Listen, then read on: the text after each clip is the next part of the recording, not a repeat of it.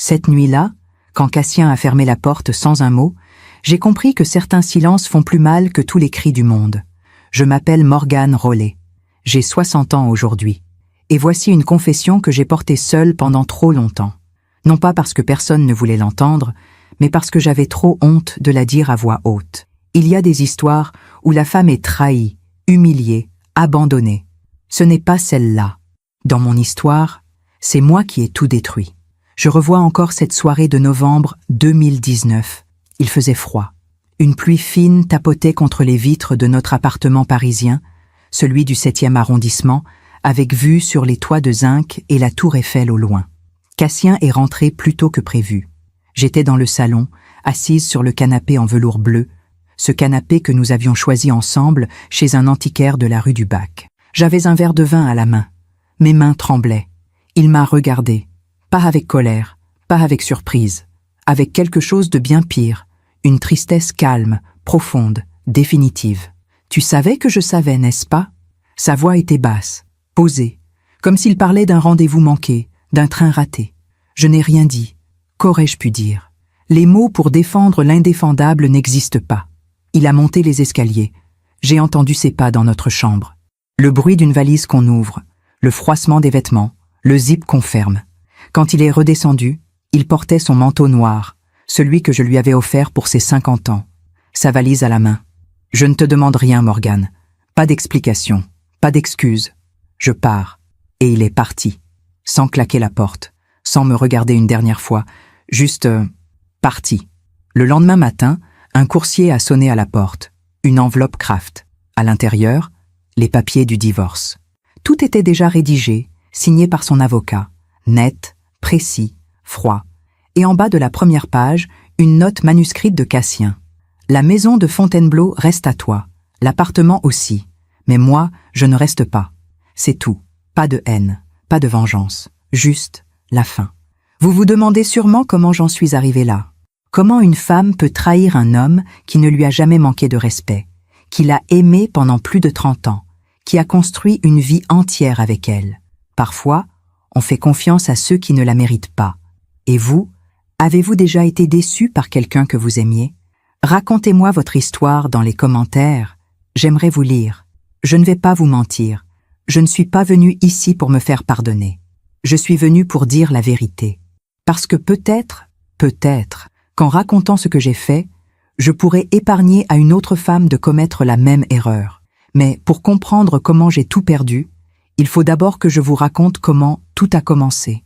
Pour comprendre ce que j'ai perdu, il faut d'abord que vous sachiez ce que j'avais.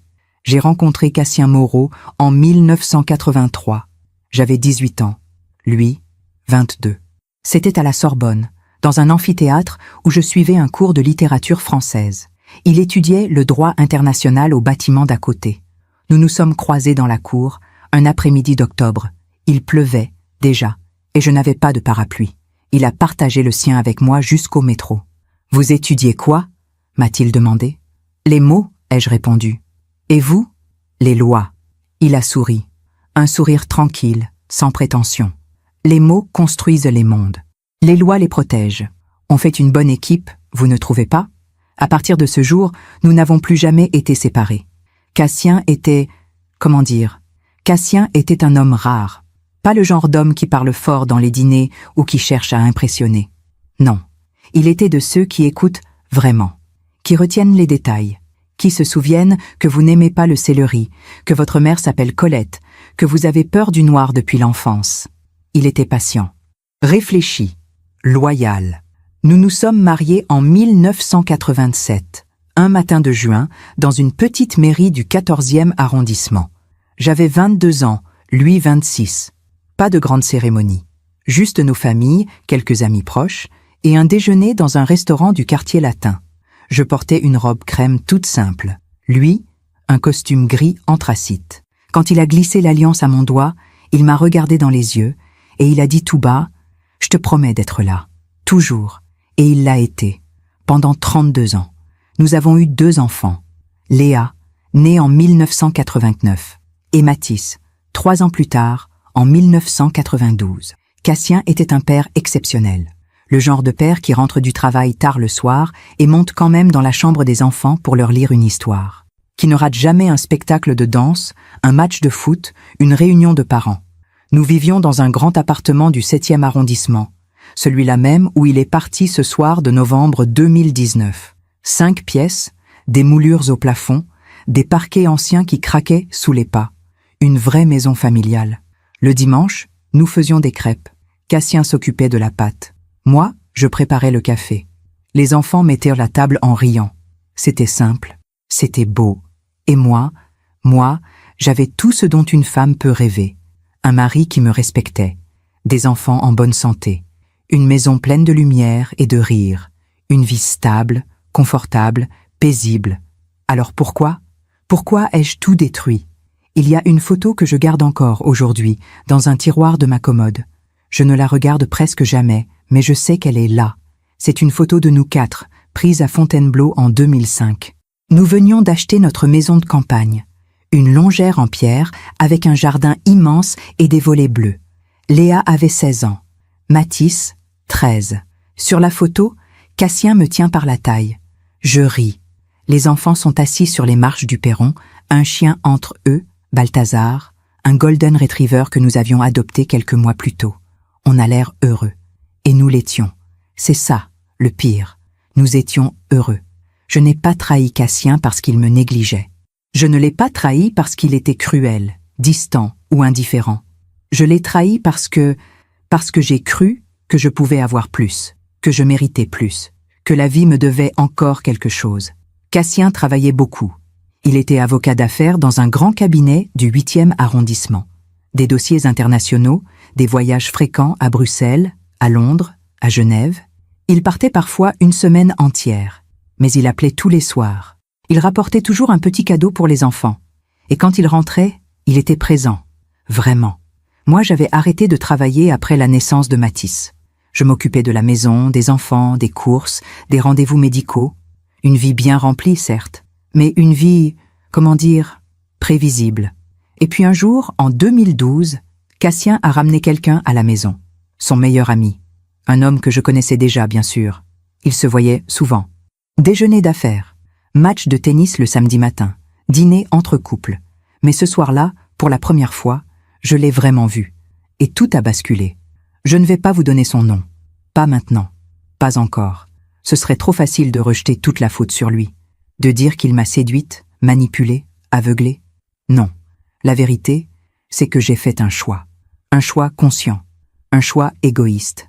Et pendant 7 ans, 7 longues années, j'ai menti. À mon mari. À mes enfants. À moi-même. Je me disais que ça ne faisait de mal à personne. Que je gérais bien les 2 vies. Que Cassien ne saurait jamais. Mais les secrets finissent toujours par remonter à la surface. Comme les corps dans l'eau. Pendant que je raconte tout cela, je me demande d'où vous m'écoutez. Écrivez le nom de votre ville en commentaire. Ce soir de novembre 2019, quand Cassien est rentré plus tôt et qu'il m'a regardé avec ce calme terrible, j'ai compris qu'il savait. Depuis combien de temps? Je ne sais pas, peut-être des mois, peut-être des années, mais il avait su, et il avait choisi de partir sans un mot, sans scène, sans violence, parce que Cassien, même dans la trahison, est resté lui-même, digne, silencieux, irrattrapable. Dans les jours qui ont suivi son départ, j'ai essayé de le joindre. J'ai appelé son portable, laissé des messages, envoyé des textos. Rien. J'ai appelé Léa. Elle m'a raccroché au nez. J'ai essayé de parler à Mathis. Il m'a dit « Maman, papa nous a tout raconté. On ne veut plus te voir pour le moment. Le moment. Comme si c'était temporaire. Comme si un jour, tout redeviendrait normal. Mais il y a des fractures qui ne se réparent jamais. Et celles que j'avais créées étaient irréparables. Les semaines ont passé. Puis, les mois. J'ai signé les papiers du divorce. Cassien ne voulait rien.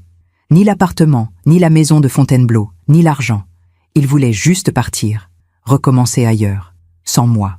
L'homme avec qui j'avais trahi Cassien, cet homme qui me promettait qu'on serait heureux ensemble, qu'on vivrait enfin librement, a disparu lui aussi. Du jour au lendemain. Plus de messages, plus d'appels, rien. Il avait eu ce qu'il voulait. Détruire une amitié, briser une famille, et maintenant que tout était en ruine, il n'avait plus rien à y gagner. Aujourd'hui, je vis seul dans l'appartement du 7e. Les murs sont les mêmes, les meubles aussi. Même le canapé en velours bleu est encore là. Mais la maison est vide. Pas de rire d'enfant. Pas de café qui coule le dimanche matin. Pas de main qui se pose sur mon épaule quand je regarde par la fenêtre. Juste moi. Et le poids de mes choix. Il s'appelait Étienne. Étienne Dufresne. Je peux enfin prononcer son nom maintenant. Pas par courage, par nécessité. Parce que pour comprendre comment j'ai tout perdu, il faut que vous sachiez qui il était. Ou plutôt, qui je croyais qu'il était. Cassien et Étienne se connaissaient depuis l'université. Ils avaient fait leurs droits ensemble à la Sorbonne, partagé un studio minuscule rue Mouffetard pendant 3 ans, passé leurs examens côte à côte. Quand Cassien et moi nous sommes mariés en 1987, Étienne était témoin. Il a porté un toast lors du déjeuner de mariage. Il a dit « Cassien est l'homme le plus loyal que je connaisse. Morgane, tu as de la chance. » Et moi, j'avais souri poliment, sans vraiment y penser. À l'époque, Étienne n'était qu'une silhouette dans notre vie. Un ami de Cassien. Quelqu'un qu'on croisait au dîner, aux anniversaires, aux fêtes de fin d'année. Il était avocat lui aussi. Divorcé depuis 1997. Pas d'enfant. Une vie de célibataire endurcie, avec ses restaurants à la mode, ses voyages à Barcelone ou à Rome, ses costumes toujours impeccables. Cassien disait souvent « Étienne, c'est mon frère. Si un jour il m'arrivait quelque chose, c'est lui qui prendrait soin de vous. Je n'ai jamais imaginé qu'il me prendrait de lui. » Pendant des années, presque 30 ans, Étienne est resté dans l'ombre de notre vie. Présent, mais discret. Fidèle, mais distant. Et puis, en 2012, tout a changé. Pas d'un coup. Pas comme dans les films, où une rencontre suffit à tout bouleverser. Non, c'était lent, insidieux. Comme une fissure dans un mur qu'on ne remarque pas avant qu'elle ne devienne une crevasse. Ce soir-là, en mars 2012, Cassien avait invité Étienne à dîner à la maison. C'était un vendredi. Je m'en souviens parce que Léa venait de partir pour Londres. Elle avait 23 ans. Elle travaillait dans une galerie d'art à Shoreditch. Mathis, lui, finissait ses études d'architecture à Paris. Il vivait encore avec nous, mais il passait ses soirées chez des amis ou à la bibliothèque. Ce soir-là, nous étions donc 3, Cassien, Étienne et moi. J'avais préparé un bœuf bourguignon, la recette de ma mère, avec des carottes fondantes et des petits oignons confits. Une bouteille de Châteauneuf-du-Pape ouverte sur la table. Des bougies dans le salon. Rien d'exceptionnel. Juste un dîner entre amis. Mais ce soir-là, pour la première fois, j'ai vu Étienne. Il était arrivé vers 20h, avec un bouquet de pivoine blanche, mes fleurs préférées. Pour toi, Morgane. Cassien m'a dit que tu les adorais. Un geste simple, attentionné. Il portait un pull en cachemire gris, un jean sombre. Pas de costume, pour une fois. Il avait l'air détendu, accessible. Pendant le dîner, Cassien a beaucoup parlé. D'un dossier qu'il traitait pour une entreprise pharmaceutique. Des nouvelles réformes fiscales. Des élections présidentielles qui approchaient. Étienne, lui, m'écoutait. Il me posait des questions. Sur mes lectures. Sur mes envies. Sur ce que je faisais de mes journées maintenant que les enfants étaient grands. Et toi, Morgane? Tu vas bien? Personne ne me posait plus cette question. Cassien? Oui, bien sûr, mais distraitement. Comme on demande « Ça va ?» en sachant déjà la réponse. Étienne, lui, attendait vraiment ma réponse. Et moi, j'ai parlé. J'ai parlé de mes journées vides, de cette sensation étrange d'avoir élevé des enfants pendant 20 ans et de se retrouver soudain, inutile. Léa était à Londres. Mathis était autonome. Cassien travaillait tout le temps. Et moi j'étais là, dans cet appartement immense, avec mes livres, mes promenades au jardin du Luxembourg, mes thés l'après-midi, une vie confortable, mais une vie creuse. Étienne a hoché la tête. Il a dit « Je comprends. C'est le syndrome du nid vide. Beaucoup de femmes le vivent. Il ne m'a pas jugé. Il ne m'a pas dit « Mais tu as de la chance. Tu as tout. » Il a juste compris. Et ça faisait des années que personne ne l'avait fait. Ce soir-là, après le dîner, Cassien s'est endormi dans le canapé en velours bleu. Il avait bu un peu trop de vin, il était fatigué par sa semaine. Étienne et moi sommes restés dans la cuisine. Je préparais du café. Il essuyait les verres. Nous avons parlé pendant 1 heure. De tout, de rien, de Paris qui change, des livres qu'on aime, de la musique qu'on écoutait dans les années 80, de nos souvenirs d'enfance. À un moment, il a dit « Tu sais, Morgane, Tu es une femme exceptionnelle. Cassien a beaucoup de chance. » J'ai souri. « C'est gentil. Ce n'est pas de la gentillesse, c'est la vérité. » Il m'a regardé. Pas comme Cassien me regardait, avec cette tendresse distraite des vieux couples. Non, il m'a regardé vraiment, comme si j'existais encore, comme si j'étais encore désirable, comme si j'étais encore quelqu'un. Après ce soir-là, Étienne est revenu souvent, pas toujours avec Cassien. Parfois seul. Il passait par hasard, en fin d'après-midi. Il m'apportait un livre dont on avait parlé. Il m'invitait à déjeuner dans un bistrot du quartier. « Cassien travaille tellement. Tu ne dois pas t'ennuyer, toute seule ?» Et moi, idiote que j'étais, je me disais que c'était juste de l'amitié, que c'était innocent, que j'avais le droit d'avoir quelqu'un qui m'écoute, quelqu'un qui me voit. Les mois ont passé. Printemps, été, automne. En octobre 2012, Cassien est parti une semaine à Genève pour un dossier urgent. Le 3e soir, Étienne m'a appelé. « Tu es seul ?»« Oui, je passe te voir. On commande des sushis ?» Il est arrivé avec une bouteille de Chablis et un sourire. Nous avons mangé dans le salon, parlé jusqu'à minuit, ri comme je n'avais pas ri depuis des années. Et puis, à un moment, nos regards se sont croisés. Il a posé sa main sur la mienne. Je n'ai pas retiré la mienne. Je pourrais vous dire que je ne savais pas ce que je faisais, que j'étais perdue, vulnérable, en manque d'attention. Mais ce serait un mensonge. Je savais exactement ce que je faisais. Je savais que c'était mal. Je savais que je trahissais Cassien, que je trahissais notre mariage, que je trahissais tout ce que nous avions construit. Mais à ce moment-là, dans cette cuisine, avec la main d'Étienne sur la mienne, je m'en fichais. Je voulais me sentir vivante. Je voulais me sentir désirée. Je voulais me sentir importante, même si ça devait tout détruire. Cette nuit-là, rien ne s'est passé. Étienne est parti vers 1h du matin. Il a dit « Je ne veux pas que tu fasses quelque chose que tu regretteras. » Mais nous savions tous les deux que c'était déjà trop tard. La ligne avait été franchie. Pas physiquement, pas encore, mais émotionnellement. Et c'est parfois pire. Cassien est rentré de Genève le dimanche suivant. Il m'a embrassé sur le front comme d'habitude. Il m'a demandé comment s'était passée ma semaine. « Bien, tranquille. » Il a souri. « Tant mieux. Tu as l'air reposé, reposé. » Si seulement il savait. Pendant les semaines qui ont suivi, j'ai essayé de mettre de la distance avec Étienne. Je ne répondais plus à ses messages tout de suite. Je trouvais des excuses pour ne pas déjeuner avec lui. Mais il était patient. Il savait attendre. Et moi, je n'avais pas assez de force pour résister. En décembre 2012, lors d'un dîner de Noël chez des amis communs, Étienne et moi nous sommes retrouvés seuls dans le jardin d'hiver. Il faisait froid. On voyait notre souffle dans l'air. Il a pris mes mains dans les siennes. « Morgane, je ne peux plus faire semblant.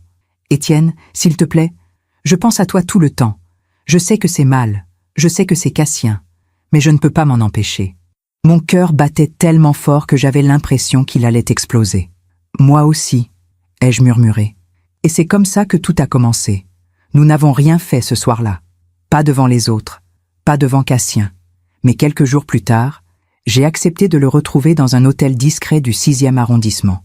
C'était un après-midi de janvier 2013. Il pleuvait. Cassien était au bureau. Étienne m'attendait dans la chambre. Champagne sur la table. Roses rouges sur le lit. Quand je suis entrée, il m'a regardée et il a dit « Tu es magnifique ». Et moi, après 26 ans de mariage, après 2 enfants, après toutes ces années où je m'étais sentie invisible, j'ai cru que c'était de l'amour. Pendant 7 ans, j'ai vécu 2 vies. Le jour, j'étais Morgane Moreau, l'épouse de Cassien, la mère de Léa et Mathis. La femme qui faisait les courses au marché d'Aligre, qui prenait le thé avec ses amis du quartier, qui organisait les dîners de famille, et l'après-midi, 2, parfois 3 fois par semaine, j'étais l'autre Morgane.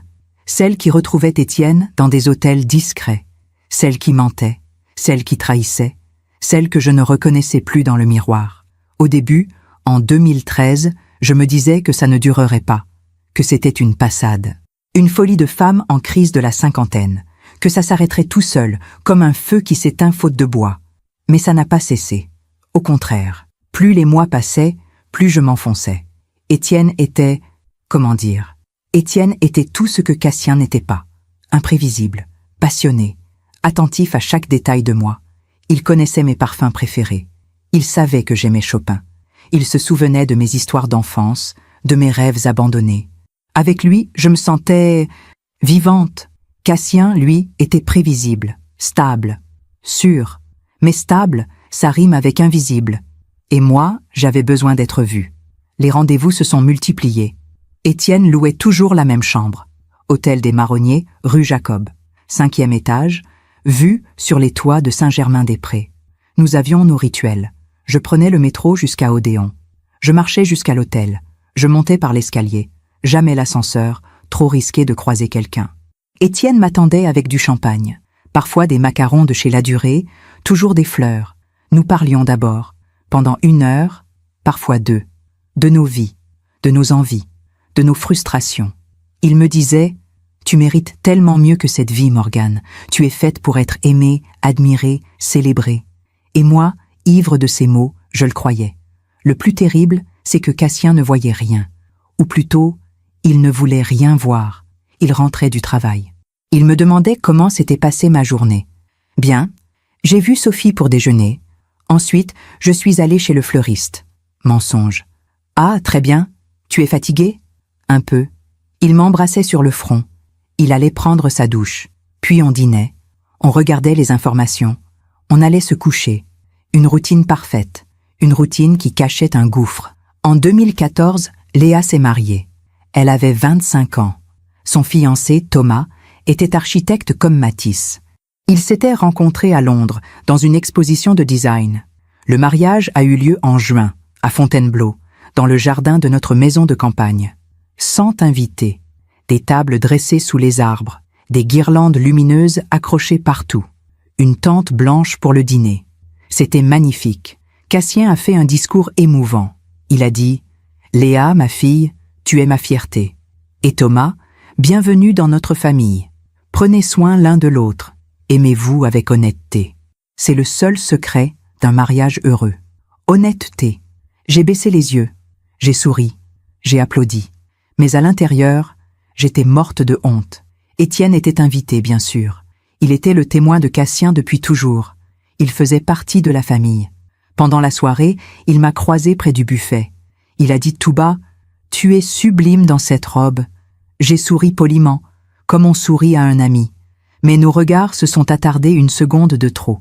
Et Matisse, qui passait par là avec une coupe de champagne, nous a regardés bizarrement. « Tout va bien, maman ?»« Oui, chérie, tout va bien. » Je ne sais pas s'il a senti quelque chose ce jour-là. Mais son regard m'a mise mal à l'aise pendant des semaines. Pendant que je raconte tout cela, je me demande d'où vous m'écoutez. Écrivez le nom de votre ville en commentaire. Les années ont passé.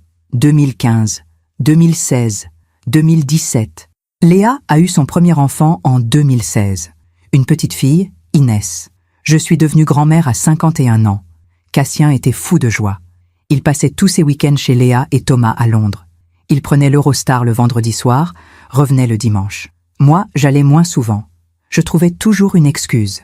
J'ai un rendez-vous chez le médecin. J'ai promis à Sophie de l'aider pour son déménagement. Je ne me sens pas très bien. En vérité, j'allais retrouver Étienne. Notre relation durait depuis 4 ans maintenant. 4 ans de mensonges. 4 ans de double vie. Étienne commençait à parler d'avenir. « Quand vas-tu quitter Cassien ?»« Je ne peux pas. » « Pourquoi ?»« Les enfants. La famille. Tout. Les enfants sont grands, Morgane. Léa est mariée. Matisse a sa vie. Tu te caches derrière eux. Ce n'est pas ça. Alors quoi? Tu ne m'aimes pas? Si. Bien sûr que si. Mais je mentais. Je ne savais même plus ce que signifiait aimer. En 2017, Cassien a eu 60 ans. Nous avons organisé une grande fête, 50 invités, dans un restaurant du Marais, discours, rires, souvenirs. Étienne était là, évidemment. Il a porté un toast. Cassien, mon frère, mon ami depuis 40 ans, l'homme le plus loyal, le plus honnête, le plus généreux que je connaisse. Je lève mon verre à toi, à nous, à cette amitié qui ne mourra jamais. Tout le monde a applaudi. Et moi, assise à côté de Cassien, j'ai senti quelque chose se briser en moi. Comment pouvais-je faire ça? Comment pouvais-je rester là, sourire aux lèvres, alors que je détruisais tout? Ce soir-là, dans le taxi qui nous ramenait à la maison, Cassien m'a pris la main. « Merci pour cette soirée, Morgane. C'était parfait. De rien. Tu sais, parfois je me dis que j'ai tellement de chance. Une femme comme toi, des enfants merveilleux, une vie stable. Que demander de plus ?» Il a posé sa tête contre la vitre. Il souriait. Moi, j'ai détourné le regard. Je ne méritais pas sa gratitude. Je ne méritais pas son amour. Je ne méritais rien. En 2018, les choses ont commencé à se fissurer. Étienne devenait impatient, possessif. Il voulait que je passe plus de temps avec lui, que je parte en week-end avec lui, que je quitte Cassien une bonne fois pour toutes. Tu as peur de quoi, Morgane? De perdre ton confort? Ton appartement? Ton train de vie? Ce n'est pas ça. Alors quoi? Je ne savais pas quoi répondre. Parce que la vérité, c'est que je ne voulais ni quitter Cassien, ni quitter Étienne. Je voulais les deux. Le confort et l'excitation, la sécurité et la passion. Je voulais tout. Et c'est exactement ce qui allait me faire tout perdre. Un après-midi de septembre 2018, Étienne et moi nous sommes disputés. C'était dans la chambre de l'hôtel des Marronniers. Il faisait chaud. Les fenêtres étaient ouvertes. Je ne peux plus continuer comme ça, Morgane. Soit tu choisis, soit c'est fini. Tu me mets un ultimatum? Oui. Mais, et notre histoire? Notre histoire? Quelle histoire? Des rendez-vous clandestins 2 fois par semaine? C'est ça que tu appelles une histoire? Il s'est levé. Il a enfilé sa chemise. Tu as jusqu'à la fin de l'année. Décembre. Si tu n'as pas quitté Cassien d'ici là, c'est terminé entre nous. Et il est parti. Je suis restée seule dans cette chambre pendant 1 heure. J'ai pleuré. Pas parce que j'avais peur de perdre Étienne, mais parce que je réalisais enfin ce que j'avais fait. J'avais sacrifié mon mariage, ma famille, mon intégrité. Pourquoi? Pour un homme qui me donnait un ultimatum comme on lance un défi. Pour un homme qui ne m'avait jamais demandé comment je me sentais. Juste ce que je pouvais lui donner. Mais malgré tout ça, malgré la honte, la culpabilité, la lucidité, je n'ai pas arrêté. Je suis restée. Parce que j'avais trop peur de me retrouver seule.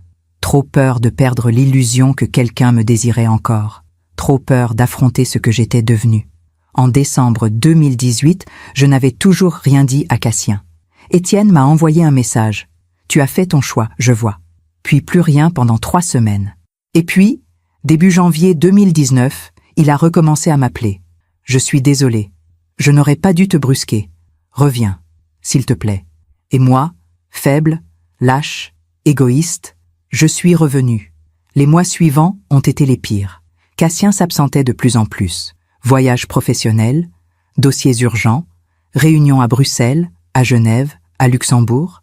Il était fatigué, distant, mais jamais méchant, jamais dur, juste ailleurs. Et moi, au lieu de me rapprocher de lui, au lieu de réparer ce qui pouvait encore l'être, je continuais avec Étienne.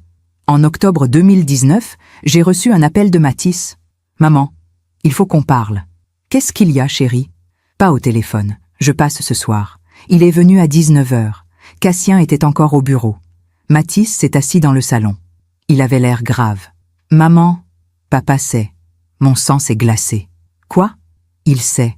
Pour toi et Étienne. »« Comment tu... » Léa m'a appelé hier. Papa lui a tout raconté. Il sait depuis des mois, peut-être même des années. Le monde s'est effondré. Quand Mathis m'a dit ces mots, « Papa sait », j'ai cru que j'allais m'évanouir. Le salon s'est mis à tourner. Les murs, les meubles, tout était flou. Je me suis assise sur le canapé en velours bleu. Mes mains tremblaient. Depuis quand? Mathis a baissé les yeux. Je ne sais pas exactement. Des mois, peut-être plus. Et il n'a rien dit? Non. Il a tout gardé pour lui. Mais Léa dit qu'il est détruit, maman. Complètement détruit. Ma gorge s'est serrée. J'avais du mal à respirer. Comment il l'a su? Mathis a hésité. Puis il a sorti son téléphone de sa poche, il a fait défiler quelques messages, puis il m'a tendu l'écran. C'était une conversation entre lui et Léa, datée de la veille. Léa, « Mathis, papa m'a tout raconté hier soir. Je suis effondrée. » Mathis, « Quoi? Qu'est-ce qu'il t'a dit? » Léa, « Maman le trompe, depuis des années, avec Étienne. » Mathis, « Étienne, le parrain? C'est pas possible. » Léa, « Si, papa a des preuves. Des photos, des messages. Il sait tout. J'ai rendu le téléphone à Mathis.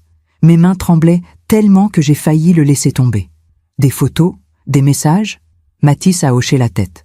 Apparemment, papa vous a fait suivre. Par un détective privé.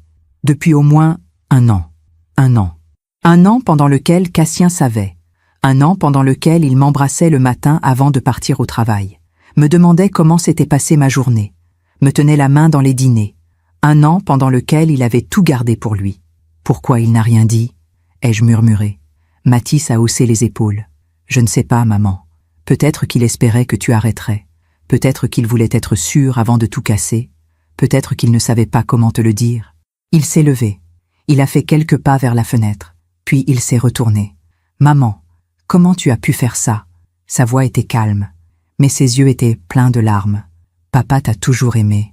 Il a toujours été là pour toi. Pour nous. Il n'a jamais levé la main sur toi. Il ne t'a jamais trompé. Il ne t'a jamais manqué de respect. Je sais. Alors pourquoi? Je n'avais pas de réponse. Ou plutôt, j'en avais trop. Parce que je me sentais invisible. Parce que j'avais 50 ans et que j'avais peur de vieillir. Parce qu'Étienne me faisait sentir désirée. Mais aucune de ces raisons n'était une excuse. Aucune. Mathis est parti peu après. Il m'a dit « Papa rentre demain soir.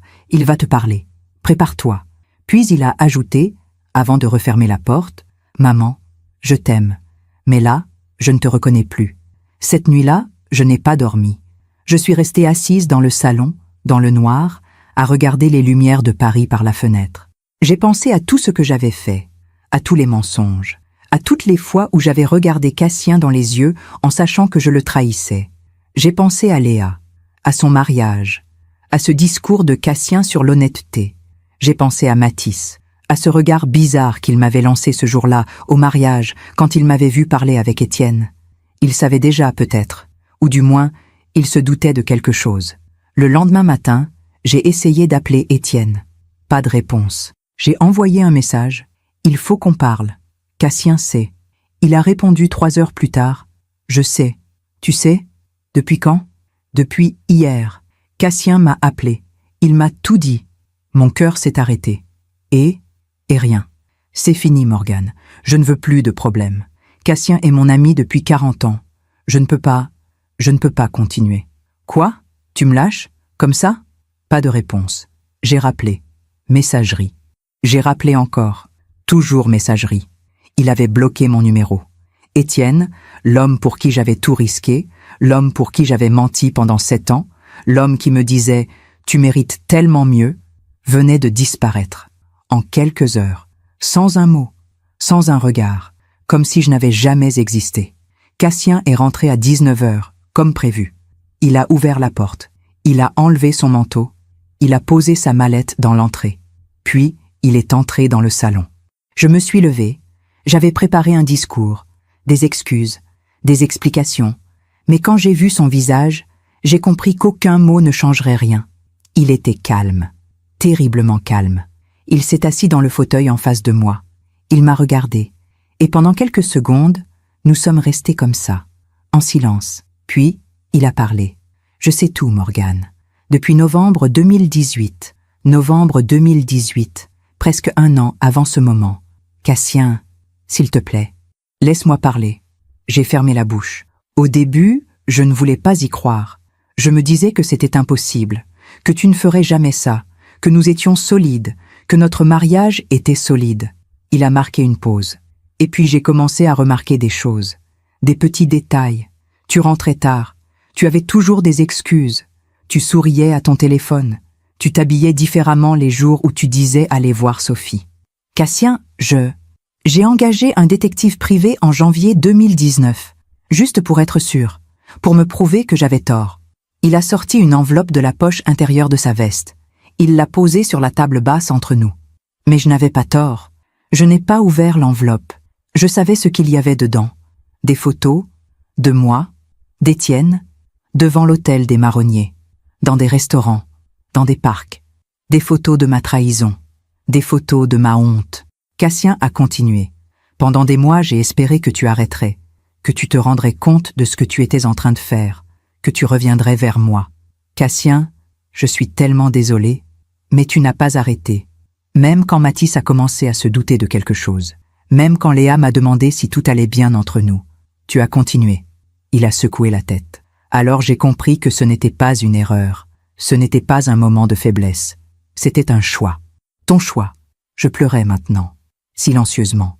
Les larmes coulaient sur mes joues, mais je ne faisais aucun bruit. Cassien, s'il te plaît, je t'en supplie, laisse-moi t'expliquer. M'expliquer quoi, Morgane? Que tu t'ennuyais? Que tu te sentais seul? Que je travaillais trop? Il s'est levé. Tu crois que je ne le savais pas? Tu crois que je ne voyais pas que tu allais mal? Mais au lieu de me parler, au lieu de me dire ce dont tu avais besoin, tu as choisi de me trahir. Avec mon meilleur ami, il a marché vers la fenêtre. Il est resté là, dos tourné, pendant un long moment. Puis il a dit, sans me regarder, « Étienne m'a appelé hier. Il m'a tout raconté. Il m'a supplié de lui pardonner. Il a dit que c'était sa faute, que c'était lui qui t'avait séduite. Cassien, mais je sais que ce n'est pas vrai, parce que toi aussi, tu as fait un choix. Chaque jour pendant 7 ans, tu as choisi de me mentir. » Il s'est retourné. Alors maintenant, moi aussi, je fais un choix. Il a remonté les escaliers. J'ai entendu ses pas dans la chambre. Le bruit d'une valise qu'on ouvre. Le froissement des vêtements. Je suis monté derrière lui. Cassien, s'il te plaît, ne pars pas. On peut en parler. On peut réparer ça. Il continuait à plier ses chemises, ses pantalons, ses pulls. Il n'y a rien à réparer, Morgane. Mais notre vie, nos enfants, tout ce qu'on a construit, il a fermé la valise. Il m'a regardé. Tout ce qu'on a construit, tu l'as détruit.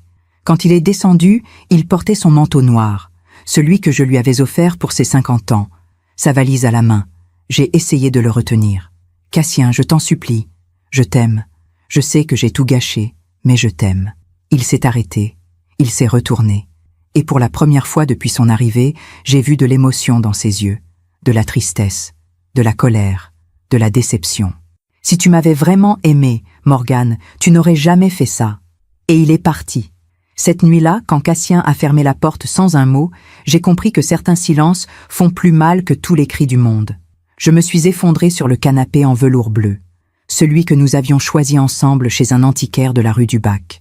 Celui où nous avions regardé des films, lu des livres, parlé de nos rêves.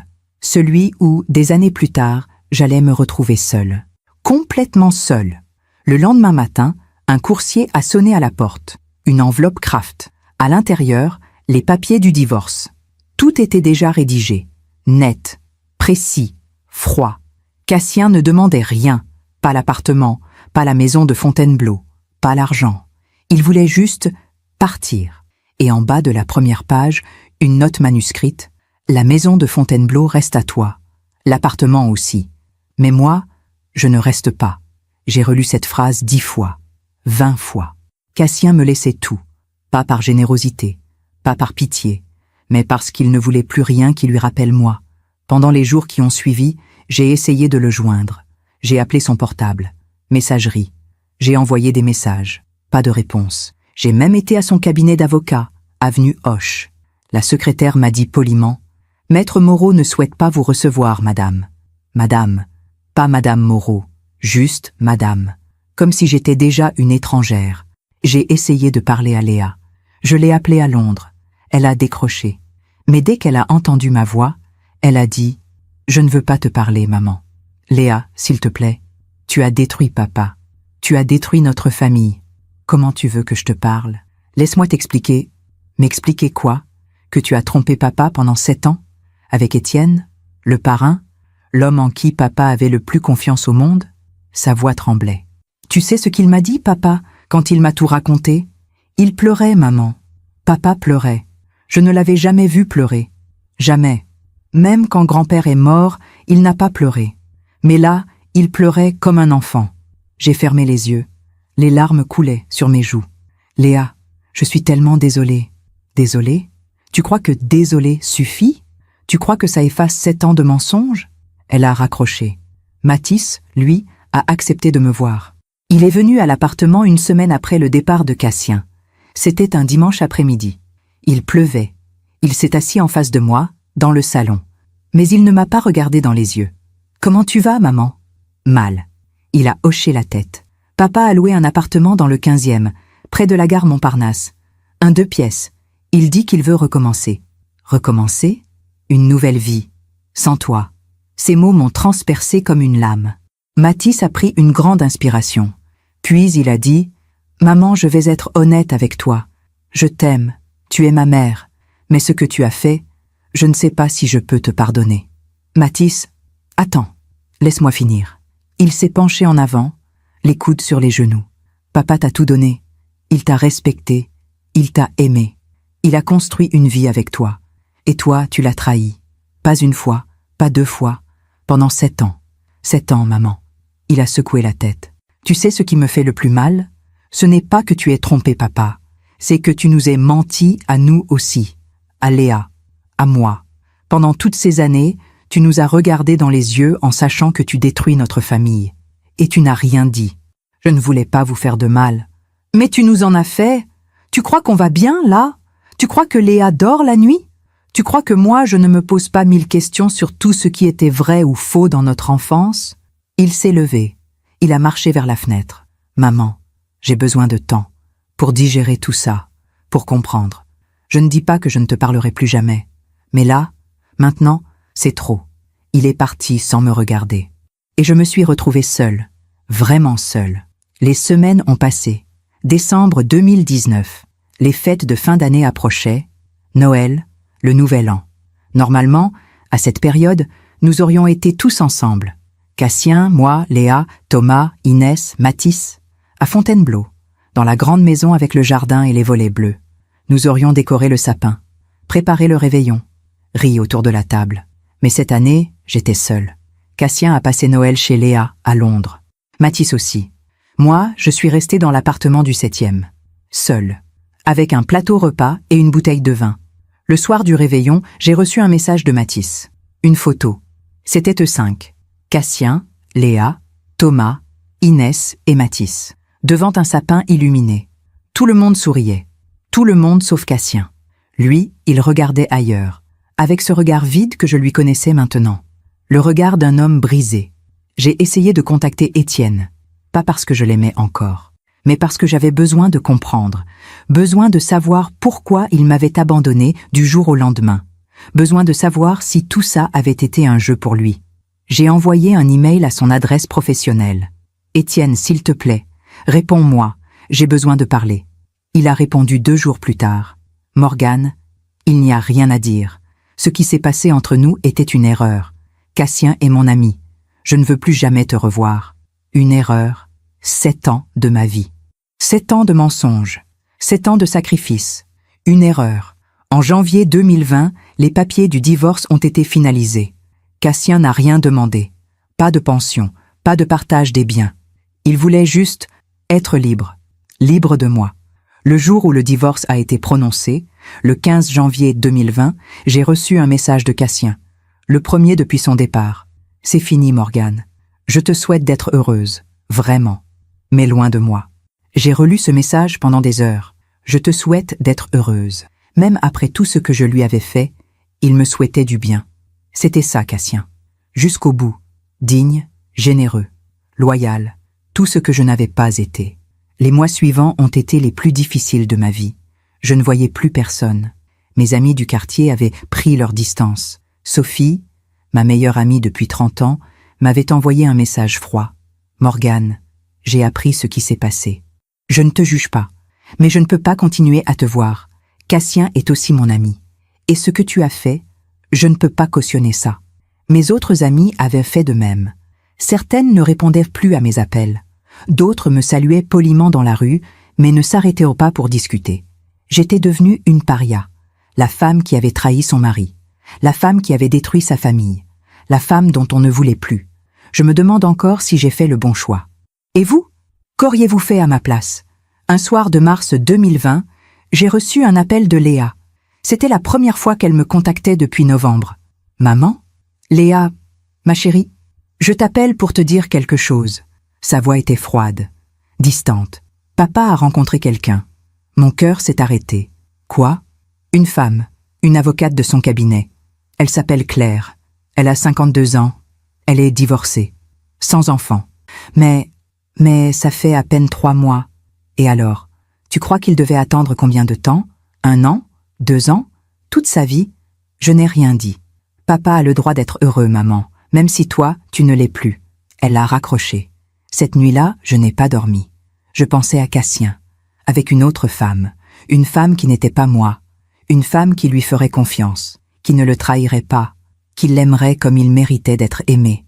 Et moi, j'étais seule, dans cet appartement immense et vide, avec mes regrets, mes mensonges, Ma honte. En avril 2020, le confinement a commencé. Le monde entier s'est arrêté à cause de la pandémie. Les gens étaient enfermés chez eux, avec leurs familles, leurs proches. Moi, j'étais enfermée seule, pendant 2 mois, seule avec mes pensées, seule avec mes remords, seule avec le poids de mes choix. Certains jours, je restais assise sur le canapé en velours bleu pendant des heures, à regarder par la fenêtre, à me demander comment j'en étais arrivée là. Comment une femme qui avait tout, un mari aimant, des enfants merveilleux, une vie stable, pouvait tout perdre en quelques années? La réponse était simple: l'égoïsme, la lâcheté, la vanité. J'avais cru que je méritais plus, que la vie me devait quelque chose. Mais la vie ne nous doit rien. Elle nous donne. Et si on ne sait pas en prendre soin, elle reprend tout. En juin 2020, après le déconfinement, j'ai essayé de revoir Mathis. Il a accepté, mais à distance. Dans un café, pas à la maison. Nous nous sommes retrouvés terrasse d'un café du 6e arrondissement. Il faisait beau. Les gens souriaient. Le monde reprenait vie. Mais entre Mathis et moi, il y avait toujours ce mur. « Comment tu vas, maman ?»« Mal. Je vais mal. » Il a hoché la tête. « Papa va mieux. » Il sourit à nouveau. « Claire est quelqu'un de bien. Elle le rend heureux. » Chaque mot était un coup de couteau. « Tant mieux, » ai-je murmuré. Mathis m'a regardé. « Tu le penses vraiment ?»« Oui, je veux qu'il soit heureux, même si ce n'est pas avec moi. » Il a bu une gorgée de café. « Maman, est-ce que tu regrettes ?»« Chaque jour, chaque seconde. »« Alors pourquoi tu l'as fait ?» Je n'avais toujours pas de réponse. L'été 2020 est passé comme un brouillard. Je sortais peu. Je voyais encore moins de monde. Mathis venait me voir 1 fois par mois. Toujours dans un café. Jamais à la maison. Comme si franchir le seuil de cet appartement signifiait accepter ce que j'avais fait. Léa, elle, ne m'appelait plus du tout. Et Cassien vivait sa nouvelle vie. Avec Claire. En septembre 2020, j'ai appris qu'ils avaient emménagé ensemble. Pas par Cassien, bien sûr. Par Mathis. Papa a quitté son 2 pièces du 15e. Il vit maintenant avec Claire, dans le 11e. Un bel appartement près de la place de la République. J'ai souri. Un sourire qui cachait une douleur immense. C'est bien. Je suis contente pour lui. Mathis m'a regardé avec quelque chose qui ressemblait presque à de la pitié. « Maman, tu ne peux pas continuer comme ça. » Comme quoi? Seule, enfermée, à ressasser le passé. Qu'est-ce que tu veux que je fasse d'autre? Il a hésité. Puis il a dit « Va voir quelqu'un, un psy, quelqu'un qui peut t'aider à comprendre, à avancer. » Je ne veux pas avancer. Je veux revenir en arrière. Je veux réparer. Mais tu ne peux pas, maman. C'est trop tard. Il avait raison. C'était trop tard. Trop tard pour Cassien. Trop tard pour nous. Trop tard pour tout. En octobre 2020, j'ai commencé à voir une psychologue. Elle s'appelait Dr Langlois, cabinet rue de Rennes. Une femme d'une 60aine d'années, cheveux gris, regard bienveillant. La première séance, elle m'a demandé « Pourquoi êtes-vous là, Morgane ?» Parce que j'ai tout détruit. Tout, mon mariage, ma famille, ma vie. Et vous voulez réparer? Oui. Elle a secoué la tête doucement. On ne répare pas certaines choses, Morgane. On apprend à vivre avec. On apprend à se pardonner. Et on essaie de devenir quelqu'un de meilleur. Pendant des mois, j'ai parlé, j'ai raconté. J'ai pleuré. J'ai raconté comment j'avais rencontré Cassien, comment nous nous étions mariés, comment nous avions construit une vie. J'ai raconté comment j'avais commencé à me sentir invisible, inutile, comme si ma vie s'était arrêtée après le départ des enfants. J'ai raconté Étienne, ses compliments, son attention, cette sensation d'être désiré à nouveau. J'ai raconté les mensonges, les rendez-vous clandestins, les 7 années de double vie. J'ai raconté la découverte, le départ de Cassien, la perte de mes enfants, la solitude, et Dr Langlois écoutait, sans jugement, sans condamnation, juste, présente.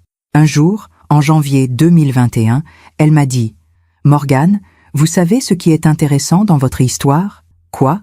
Vous ne cherchez pas à vous victimiser. Vous assumez vos erreurs. Vous reconnaissez votre responsabilité. C'est rare. Ça ne change rien. Non. Mais ça montre que vous avez une conscience morale. Et ça, c'est le premier pas vers la rédemption. Je ne cherche pas la rédemption.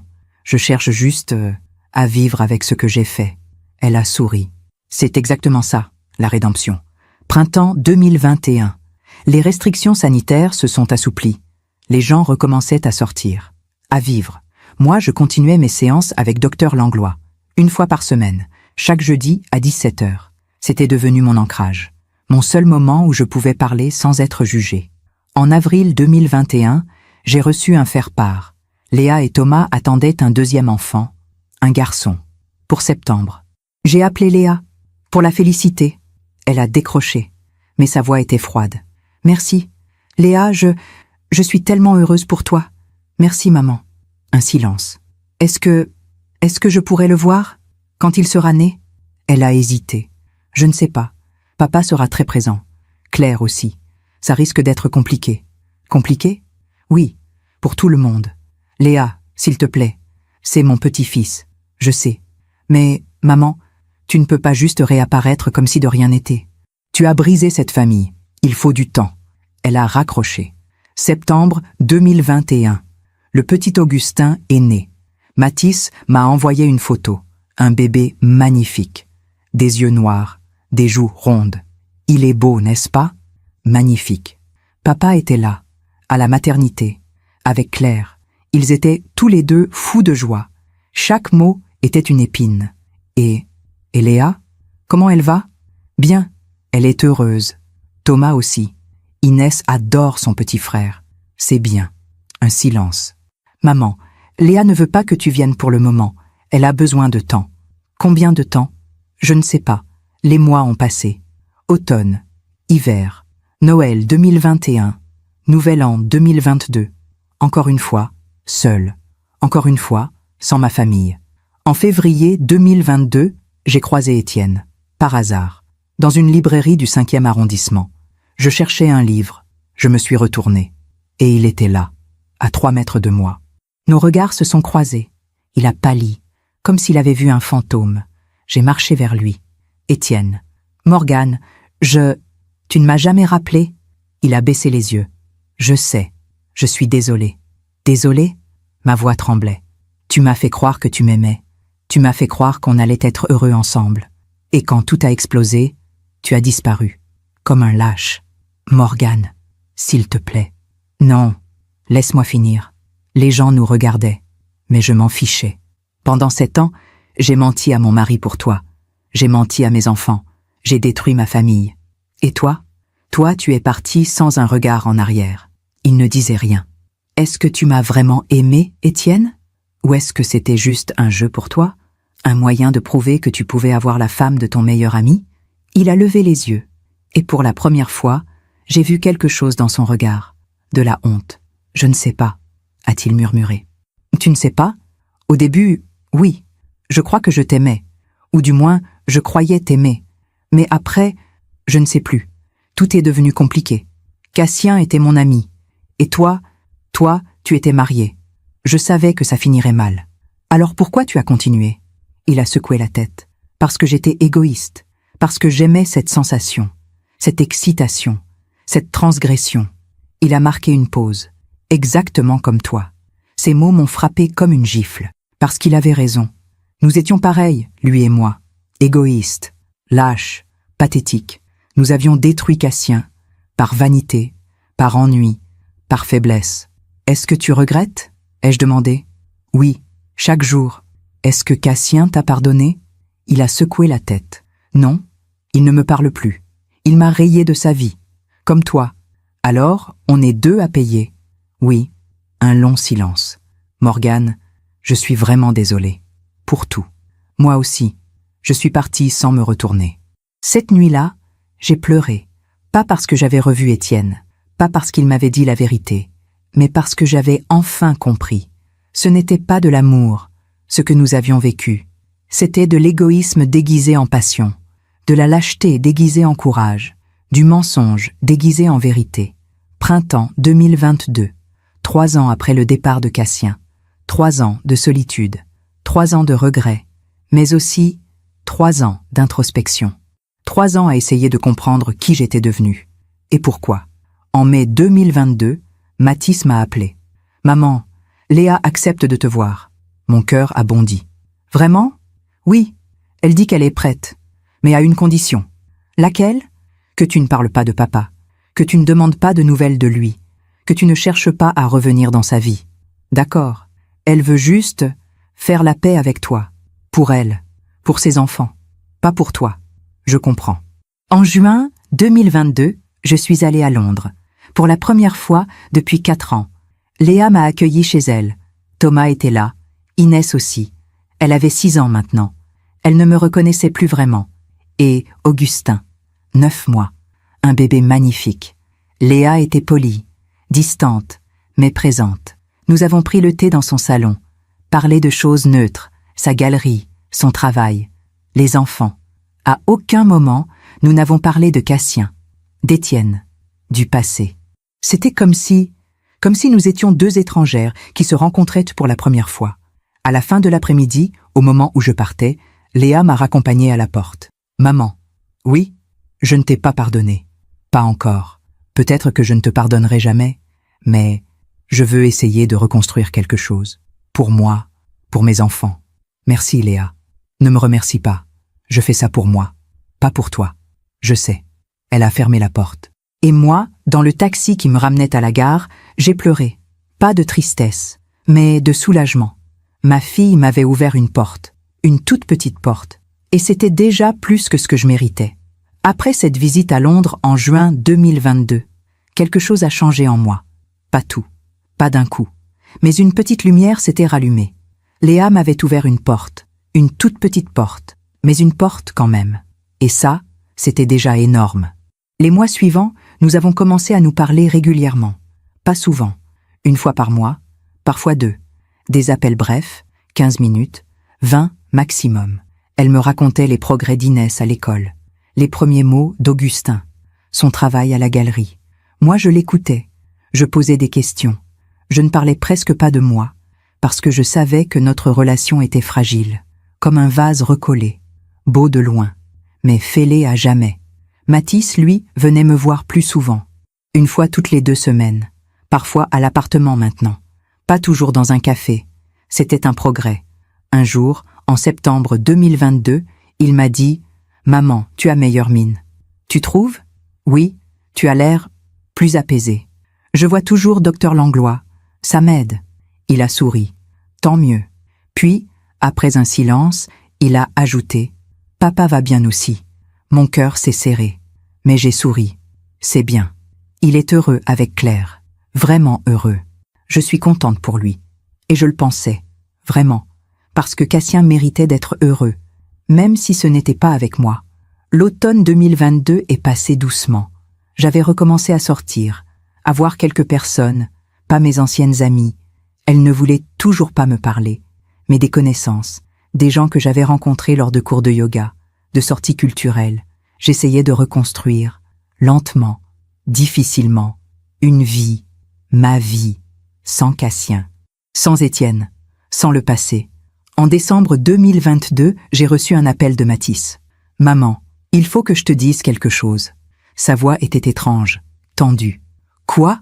C'est à propos d'Étienne. » Mon sang s'est glacé. « Qu'est-ce qu'il y a ? » « Il est malade, très malade. »« Malade ?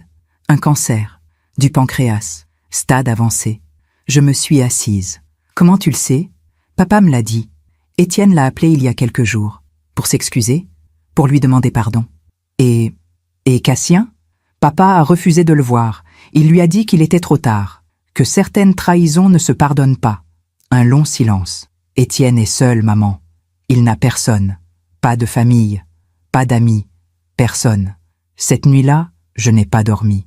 Je pensais à Étienne, seul, malade, mourant. Je pensais à nous, à ce que nous avions fait, à toutes ces années de mensonges. Je pensais à Cassien, à sa dignité, à son refus de pardonner. Et je me demandais, est-ce que je devais aller le voir ? Est-ce que je lui devais quelque chose ? Le lendemain, j'en ai parlé à Dr Langlois. « Qu'est-ce que vous ressentez, Morgane ?» Je ne sais pas. De la pitié, je crois. Mais aussi de la colère.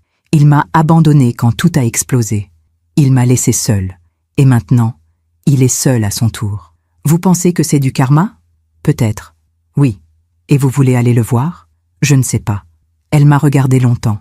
Puis elle a dit « Morgane, vous n'êtes pas obligée de pardonner. Vous n'êtes pas obligée d'oublier.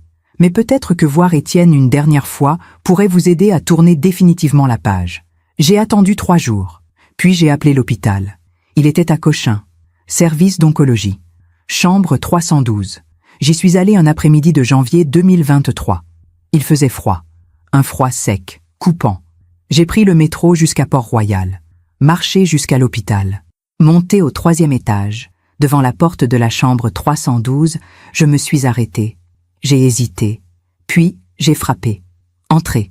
Étienne était allongé dans un lit blanc. Maigre. Pâle. Presque méconnaissable. Il avait 64 ans. Mais il en paraissait 80. Quand il m'a vu, ses yeux se sont écarquillés. « Morgane ? Bonjour, Étienne. » Je me suis assise sur la chaise à côté du lit. Un long silence. « Pourquoi tu es venu ? » ?»« Je ne sais pas. » Il a souri faiblement. « Moi non plus, je ne saurais pas. » Nous sommes restés là, sans parler, pendant quelques minutes, puis il a dit « J'ai essayé de contacter Cassien, pour m'excuser, pour lui demander pardon. Je sais, Mathis me l'a dit. Il ne veut pas me voir. Je sais. Je ne lui en veux pas. J'ai détruit notre amitié. J'ai détruit sa vie. Je mérite son silence. » Il a fermé les yeux. « Morgane, je suis désolé. Pour tout. Pour t'avoir entraîné dans cette histoire. Pour t'avoir abandonné quand tout a explosé. Pour avoir été un lâche. Moi aussi j'ai été lâche, Étienne. Mais toi, tu as perdu bien plus que moi. Ton mari, tes enfants, ta vie. Toi aussi tu as tout perdu. Ton ami, ta santé. Et maintenant, ta vie. » Il a ouvert les yeux. Des larmes coulaient sur ses joues. « Tu crois au karma, Morgane ? » « Oui, moi aussi. Et je crois que je le paie maintenant. Je suis resté 1 heure avec lui. Nous avons parlé de tout, de rien, de nos regrets, de nos erreurs, de nos vies gâchées. À la fin, avant de partir, il m'a pris la main. « Merci d'être venu, Morgane. Tu es la seule. Prends soin de toi, Étienne. C'est trop tard pour ça. Je suis parti sans me retourner. » Étienne Dufresne est mort 3 semaines plus tard, le 28 janvier 2023. Seul, dans cette chambre d'hôpital, sans famille, sans amis, sans personne. Mathis m'a envoyé un message. « Étienne est décédé ce matin. Papa ne viendra pas à l'enterrement. » Moi non plus. Je suis allée à l'enterrement. Pas par amour, pas par nostalgie, mais par humanité. Nous étions 7 personnes dans ce cimetière du Père-Lachaise, des collègues de travail, quelques connaissances. Et moi. Le prêtre a dit quelques mots. Génériques, impersonnels. Personne n'a pleuré. Personne n'a dit qu'Étienne était un homme bien, un ami fidèle, un être aimé. Parce que ce n'était pas vrai. Étienne était mort comme il avait vécu ces dernières années. Seul, coupé de tout, payant le prix de ses choix. En rentrant de l'enterrement, j'ai pensé à cette phrase que Dr Langlois m'avait dite un jour. La vie finit toujours par nous rattraper. Les mensonges, les trahisons, les lâchetés, tout finit par revenir. Étienne l'avait appris à ses dépens. Et moi aussi. Février 2023, presque 4 ans après le départ de Cassien. Un soir, en rentrant chez moi après mes courses, j'ai croisé Sophie. Sophie, mon ancienne meilleure amie. Celle qui m'avait tourné le dos en janvier 2020. Nous nous sommes retrouvés nez à nez dans la rue, devant la boulangerie. Elle a hésité, puis elle m'a souri. Un sourire gêné. « Morgane, Sophie. » Un long silence. « Comment tu vas ? » ?»« Bien. Et toi ? » ?»« Bien aussi. » Un autre silence. « Sophie, je suis désolée. Pour tout. » Elle a baissé les yeux. « Je sais. Tu avais raison de prendre tes distances. Je ne t'en veux pas. » Elle a relevé la tête. Ses yeux étaient humides. « Morgane, j'ai peut-être été trop dure. Cassien est mon ami, c'est vrai. Mais toi aussi tu étais mon ami. Et je t'ai laissé tomber. Non. Tu as fait ce qui était juste. Peut-être. Mais est-ce qu'on pourrait, je ne sais pas, prendre un café un de ces jours ? » Mon cœur s'est réchauffé. « Oui, j'aimerais beaucoup. » 1 semaine plus tard, Sophie et moi nous sommes retrouvés dans un café du 7e. Nous avons parlé pendant 2 heures. Elle m'a raconté sa vie, ses enfants, son mari, son travail.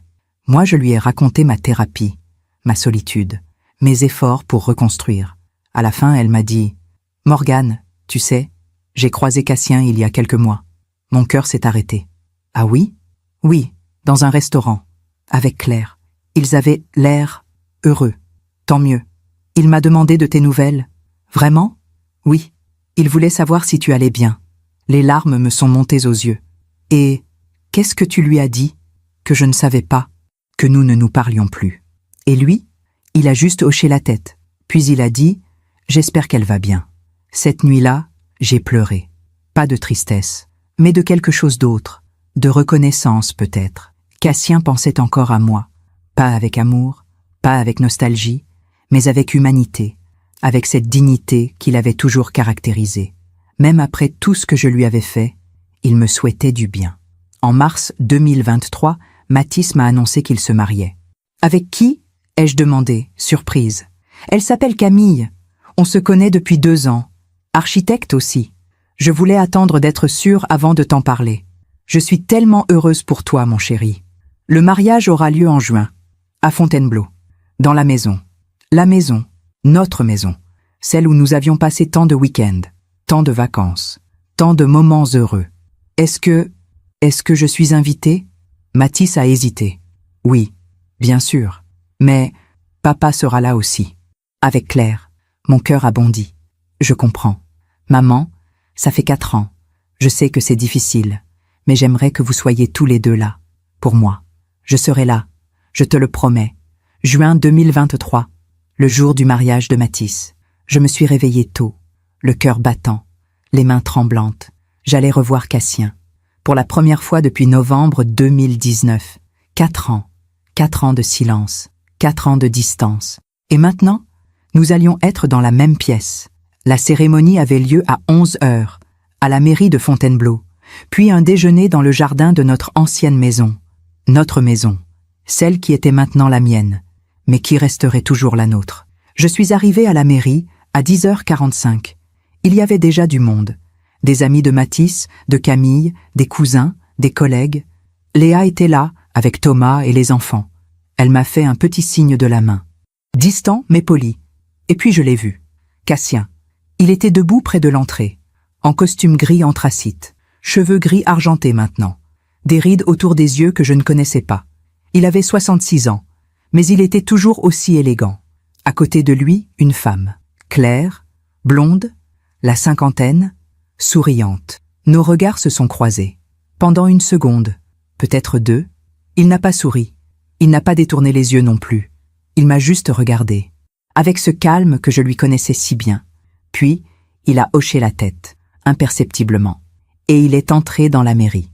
Pendant la cérémonie, j'étais assise 3 rangs derrière lui. Je le voyais de dos, sa nuque, ses épaules. Claire était à côté de lui. Elle lui tenait la main. Et moi, j'étais seule, comme toujours. Quand Mathis et Camille ont échangé leurs vœux, j'ai pleuré. Pas de tristesse, mais de fierté. Mon fils se mariait, mon fils était heureux, et j'étais là, malgré tout, malgré mes erreurs. Le déjeuner a eu lieu dans le jardin de Fontainebleau, des tables dressées sous les arbres, des guirlandes lumineuses, des fleurs partout. C'était magnifique. Cassien était assis à la table d'honneur, avec Claire, Léa, Thomas. Moi, j'étais à une table sur le côté, avec Sophie, qui était venue me soutenir, et quelques amis de Mathis que je connaissais peu.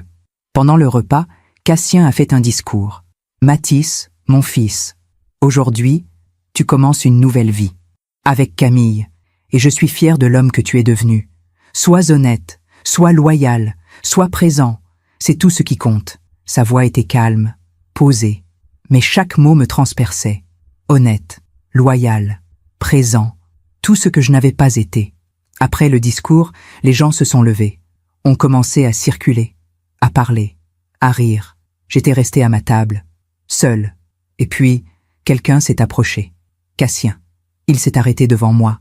Morgane. Cassien. Un long silence. Tu vas bien? Oui. Et toi? Oui. Il a regardé autour de lui. Le jardin. La maison. C'est beau. Tu as bien entretenu la maison? Merci. Un autre silence. Morgane. Je suis content que tu sois venue. Pour Mathis. Il en avait besoin. Moi aussi. Il a hoché la tête. Puis il a dit « Je te souhaite d'être heureuse. Vraiment. » Et il est reparti. Cette conversation avait duré moins de 2 minutes. Mais elle avait tout changé. Cassien ne m'avait pas insulté. Il ne m'avait pas ignoré. Il m'avait parlé. Avec dignité. Avec humanité. Exactement comme il avait toujours été. Le soir, quand tout le monde est parti, je suis restée seule dans le jardin de Fontainebleau, assise sur un banc, sous les étoiles. Je pensais à tout ce que j'avais perdu, mais aussi à tout ce que j'avais appris. Cassien avait refait sa vie, avec Claire. Il était heureux. Léa me parlait à nouveau, petit à petit. Mathis était marié, heureux. Étienne était mort, seul, payant le prix de ses choix. Et moi, j'étais là, vivante, seule, mais vivante. Elle m'avait traité avec indifférence ce jour-là. Mais des années plus tard, j'ai compris quelque chose. Cassien n'avait pas eu besoin de se venger. La vie l'avait fait pour lui. Je l'avais trahi avec son meilleur ami. Et j'avais tout perdu. Mon mari, ma famille, ma dignité. Lui, il avait tout reconstruit. Sans haine, sans rancune. Juste en avançant. La vie finit toujours par rendre ce qu'on lui donne. Aujourd'hui, en décembre 2025, j'ai 60 ans. Cela fait 6 ans que Cassien est parti. 6 ans que j'ai perdu ma famille. 6 ans que je vis avec les conséquences de mes choix. Depuis le mariage de Mathis en juin 2023, beaucoup de choses ont changé. Léa et moi nous parlons régulièrement maintenant. Pas comme avant, jamais comme avant. Mais nous avons reconstruit quelque chose. Une relation différente, plus fragile, mais sincère. Je vais la voir à Londres 3 fois par an. Je vois mes petits-enfants grandir. Inès a 9 ans maintenant. Augustin, 4 ans. Ils m'appellent Mamie. Mais ils savent que leur grand-père a une nouvelle vie, avec Claire. Et ils l'acceptent. Mathis vient me voir 1 fois par mois, avec Camille. Ils attendent leur premier enfant pour mars 2026.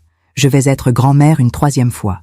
La vie continue, malgré mes erreurs, malgré ma honte. Cassien, lui, vit toujours avec Claire, dans le 11e arrondissement.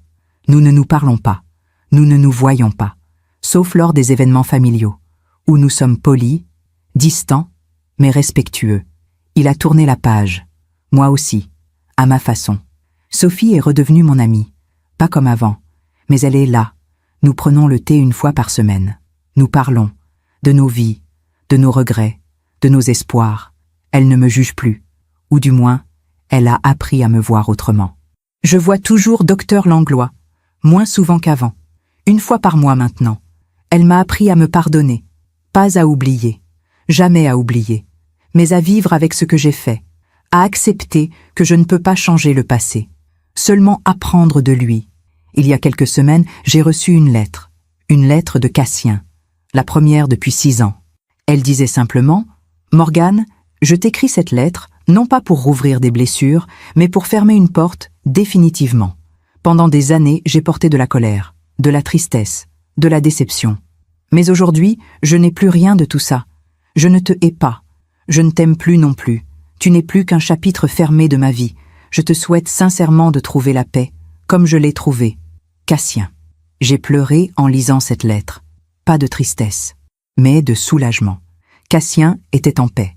Et moi aussi, petit à petit, j'apprenais à l'être. Vous qui m'écoutez, peut-être vous demandez-vous, est-ce que je regrette? La réponse est oui, chaque jour. Je regrette d'avoir trahi Cassien. Je regrette d'avoir menti à mes enfants. Je regrette d'avoir détruit ma famille pour un homme qui ne m'aimait pas vraiment. Mais le regret ne change rien. Les mots « je suis désolé » ne réparent rien. Seul le temps, seuls les actes, seule la vérité. Alors aujourd'hui, je vis différemment. Je ne cherche plus à plaire. Je ne cherche plus à être désiré. Je ne cherche plus à combler un vide par des mensonges. Je vis simplement, avec mes erreurs, avec ma solitude, avec ma vérité. Parfois, je repense à cette phrase que Dr Langlois m'a dite un jour. On ne peut pas revenir en arrière, mais on peut avancer autrement. Et c'est ce que je fais. J'avance, lentement, difficilement, mais j'avance. Ce canapé en velours bleu sur lequel je suis assise en ce moment, celui que Cassien et moi avions choisi ensemble chez un antiquaire de la rue du Bac, est toujours là. Il a vu ma vie se construire, puis se détruire, puis se reconstruire. Il est témoin de mes erreurs, de mes regrets, de ma rédemption silencieuse. Si mon histoire vous a touché, retenez ceci. L'honnêteté n'est pas facultative, elle est essentielle. La loyauté n'est pas une faiblesse, c'est une force. Et l'amour, le vrai, ne se construit pas sur des mensonges. Il se construit sur la vérité, la confiance, le respect, tout ce que j'ai détruit, tout ce que Cassien m'avait donné, et tout ce que je n'ai su apprécier que trop tard. Aujourd'hui, Je vis avec mes choix. Je ne me victimise pas. Je ne me plains pas. Je paie le prix de ce que j'ai fait. Et ce prix, c'est la solitude. Mais cette solitude m'a aussi appris quelque chose. Elle m'a appris qui je suis vraiment. Elle m'a appris ce qui compte vraiment. Elle m'a appris que la vie finit toujours par rendre ce qu'on lui donne. Merci de m'avoir écouté jusqu'au bout. Si cette histoire a touché votre cœur, abonnez-vous et activez la cloche pour entendre d'autres femmes qui ont transformé la douleur en sagesse. Chaque jour, une femme, une leçon de vie. Partagez cette histoire avec quelqu'un que vous aimez. Parfois, une histoire change toute une journée. Que Dieu vous bénisse et à très bientôt.